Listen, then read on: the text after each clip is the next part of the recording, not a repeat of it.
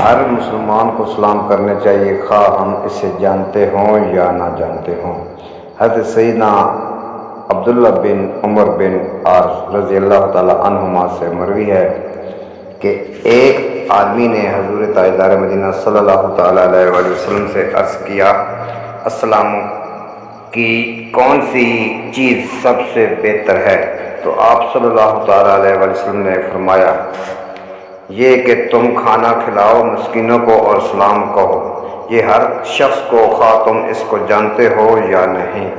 میٹھی میٹھی اسلامی بھائی، ہو سکے تو جب بس میں سوار ہوں، کسی ہاسپٹل میں جانا پڑ جائے، کسی ہوٹل میں داخل ہوں جہاں لوگ فارغ بیٹھے ہوں، جہاں جہاں مسلمان اکٹھے ہوں، سلام کر دیا کریں۔ یہ دو الفاظ زبان پر بہت ہی ہلکے ہیں، مگر ان کے فوائد ثمرات بہت ہی زیادہ ہیں۔ بات چیت شروع کرنے سے پہلے ہی سلام کرنے کی عادت بنانی چاہیے۔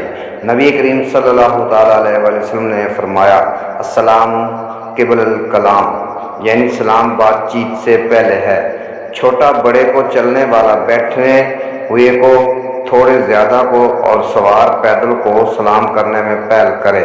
سرکار مدینہ صلی اللہ تعالیٰ علیہ وآلہ وسلم کا فرمان علی شان ہے، سوار پیدل کو سلام کرے، چلنے والا بیٹھے ہوئے کو اور تھوڑے لوگ زیادہ کو اور چھوٹا بڑے کو سلام کرے، پیچھے سے آنے والا آگے والے کو سلام کرے۔ جب کوئی کسی کا سلام لائے تو اس طرح جواب دے، علیکہ وعلی السلام، یعنی تجھ پر بھی اور اس پر بھی سلام ہو۔